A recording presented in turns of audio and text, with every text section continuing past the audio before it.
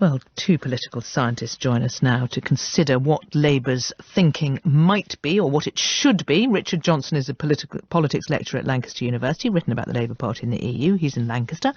And here with me in the studios, Chris Curtis from YouGov. Good afternoon to you both. Good afternoon. Richard Johnson, can you talk us through the way that you think that Labour should be approaching this? I think the first thing to look at is the electoral geography of the referendum and how that translated into the different constituencies. So although the country was basically half and half Leave or Remain, about 2/3 of constituencies are estimated to have voted Leave and about 1/3 are estimated to have voted Remain. And so that means that if we had an election that was fought on Brexit, a Remain alliance, even if 100% of Remain voters voted for it, would only get about 1/3 of the seats in Parliament, whereas a Leave alliance, if it locked down all of the Leave vote, could win a majority very easily. So you can construct a majority in Parliament very easily without Remain support at all. But you can't construct a majority in Parliament without some Leave support, and that's Labour's challenge. OK, so they should hold out against those saying, yes, have a referendum, but campaign to Remain. Chris Curtis, do you agree with that?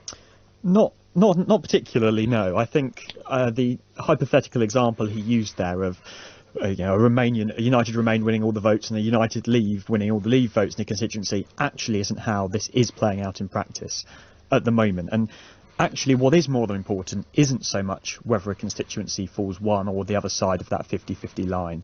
But for the parties, when we're talking about electoral strategy, it is about the coalition of voters that you can build inside each constituency.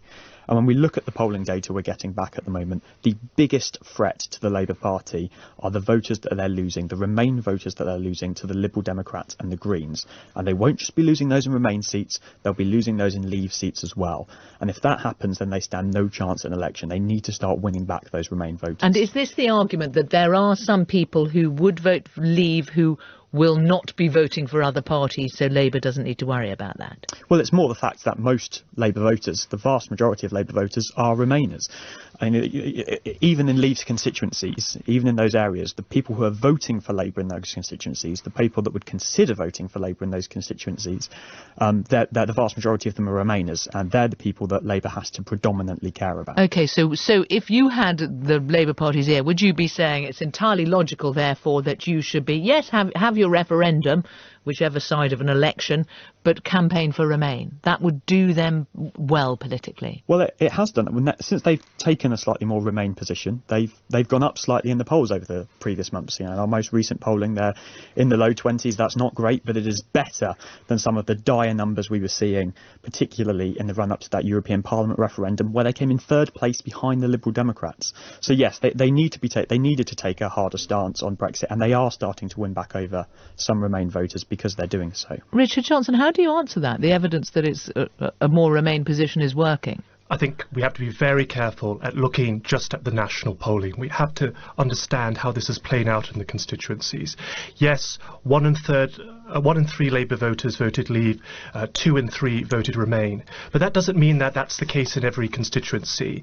It would strain credulity to say that 1 in 3 Labour voters in Cambridge voted Leave, for example. Similarly, it strains credulity to say 2 in 3 Labour voters in Blackpool North voted Remain. And so I think what Labour needs, if we take a seat like Southampton-Itchen, for example, in 2017, the Labour vote went up 10 percentage points, but the Green and Lib Dem vote only went down 3 percentage points. So where was the rest of Labour's gain? Well, it came from the decline of UKIP, which went down 11 percentage points. Some of that UKIP vote went to the Tories, but actually a substantial minority went to Labour. And it's that substantial minority of Labour voters who are being put off and will cost Labour very dearly in the Midlands, the North and in Wales. So just on that point, though, I mean, we talk about these marginal seats and the kind of seats that Labour needs to gain to get a majority. Actually, when you take them as a whole, all of these seats, you add them up, actually you find, if anything, they are slightly more Remain than the country as a whole. Why? Because actually some of the most marginal seats that Labour needs to be gaining, they're over more than you would expect are in Scotland, which obviously voted to Remain, and actually even the ones that are in England and Wales basically look like the rest of the country as a whole. Yes, some of them are more Leave, others are slightly more Remain as well. You know, there's still constituencies in the south. There's still some in London that they'd be hoping to pick up. How do you work these things out? I'm just considering the complexity of the fractured nature of our politics. Richard Johnson, I mean, how much of this? I wouldn't want to accuse you just of following your gut, but how's the modelling work? Well, I mean, I think it's really about some of the assumptions that are built into the strategy. So, Chris just mentioned that that a lot of the seats Labour needs to gain are in Scotland, but those gaining seats off the SNP don't reduce the likelihood of a Tory majority. They just shift the seats within the Remain alliance. 80% of the most marginal Conservative seats that Labour needs to win to put the Tories out of power were Leave voting seats. 1 in 4 Remainers in a YouGov poll say they respect the referendum result, whereas only 1 in 20 Leavers want a second referendum. So I just think that there's a lot of wishful thinking from some people, and I think they're going to become unstuck at the next election. Well, whenever it comes, it's going to be fascinating. Richard Johnson and Chris Curtis, thank you both very much, and good luck with